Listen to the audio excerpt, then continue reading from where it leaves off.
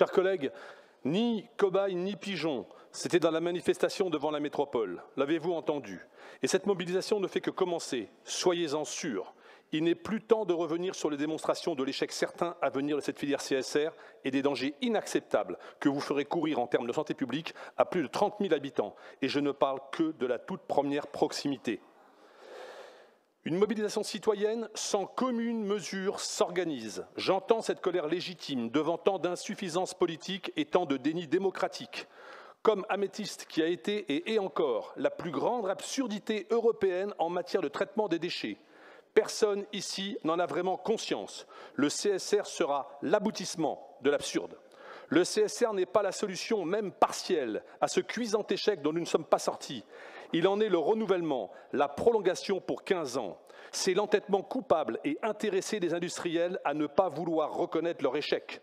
J'entends, on va faire quelque chose de nouveau. Non, absolument pas. L'avez-vous vraiment compris? On reconduit Améthyste en l'état. Cette filière donc, que vous apprêtez à voter, c'est resservir Améthyste pour 15 à 20 ans. Aucune leçon n'a été tirée. En pire, on ajoute un énorme broyeur découpeur de plastique et un incinérateur polluant derrière. Déjà en 2005-2008, refusant la politique de réduction et de tri à la source, vous hésitiez entre la peste du TMB et le choléra de l'incinérateur. Eh bien cette fois, vous votez les deux en même temps. Vous avez refusé l'incinérateur il y a 20 ans, ce n'est pas pour l'accepter aujourd'hui, dans la prise de conscience sanitaire et climatique et au regard de l'échec industriel retentissant actuel. Vous n'êtes pas obligé de suivre Mickaël Delafosse dans cette folie. Vu l'importance de cette décision, il en va de votre nom, de votre crédibilité, du respect même de votre engagement politique. Il y a grève à Améthyste et leur inquiétude est légitime. La DSP de 400 millions d'euros est une DSP discount.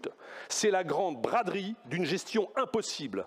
Regardons de plus près. Le concurrent le plus proche propose une offre de 120 millions d'euros supérieure. Et c'est Suez, l'exploitant historique d'Améthyste, qui connaît les coûts. Et après 17 ans de gestion, 120 millions d'euros supérieurs. Nous sommes dans une braderie de la gestion de cette filière. Comment une offre aussi basse, voire anormalement basse, peut être possible? Eh bien, en rognant sur les investissements, au moins 50 millions d'euros, et en surestimant largement la valorisation énergétique. Et je vous le dis, les investissements qui ne sont pas faits maintenant seront faits plus tard et beaucoup plus chers. Donc ne vous attendez pas à 400 millions d'euros ou à 500 millions d'euros TTC. Ce sera 600 ou 700 en fin de course. Enfin, le mensonge ultime de Revol et de Delafosse, c'est de faire croire qu'on appliquera la stratégie zéro déchet et qu'on baissera de 110 000 tonnes à 70 000 tonnes par magie. Avec quel argent? Plus d'un demi-milliard d'euros donnés aux industriels qui nous allouent royalement un salarié pour nous aider sur le zéro déchet? Il vaut mieux en rire. Les moyens financiers nécessaires, ils les auront captés. Nous n'aurons ni l'argent, ni la stratégie zéro déchet, ni l'économie circulaire. Et de toute façon, pas la maîtrise politique. Reconfigurer Améthyste comme dit Revol, mais il n'a rien compris. Il veut désodoriser pour éviter les pollutions. Il a même dit que le CSR va aider au tri. Personne n'avait osé une telle stupidité.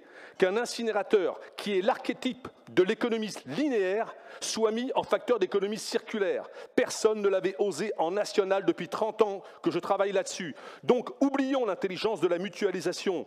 Oublions de mutualiser les incinérateurs avec nos voisins et de partager notre compostage et notre usine de méthanisation. Oublions cette lunelle et une échelle pertinente pour une efficacité optimum du tri et du réemploi. Nous allons produire 45 000 tonnes de plastique pour satisfaire un incinérateur. Et pour brûler ces plastiques sous couvert de les faire disparaître, alors qu'on va les ventiler dans l'air de notre ville, sur nos quartiers et sur nos enfants. Irresponsables, définitivement irresponsables, seront ceux qui vont voter par paresse sur l'étude de ce dossier, par complaisance pour le donneur d'ordre, par intérêt particulier contre l'intérêt général. Le marbre, c'est ce que je demande.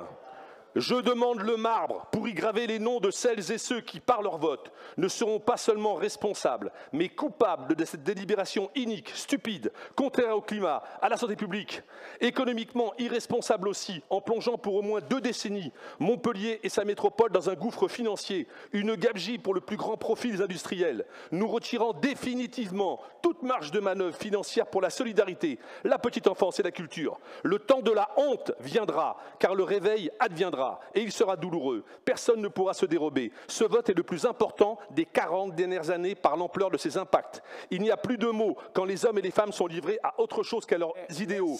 Quand le rouleau compresseur des décisions des intérêts lamine. Non, je termine s'il vous plaît. Que demandent les citoyens? Les citoyens vous avez été très limite dans vos sous-entendus. Je termine. Très limite. Très limite dans vos sous-entendus, Monsieur Vasquez. Très limite. La lucidité fait mal, car elle nous expose à la lumière de nos actes et de nos responsabilités, à nos faiblesses, à nos lâchetés. Mais elle nous grandit. Et je vous cite le plus grand poète du XXe siècle, selon Albert Camus, et vous allez l'entendre, Monsieur le Président, selon Albert Camus, René Char, qui a dit « La lucidité est la blessure la plus proche du soleil ». Merci.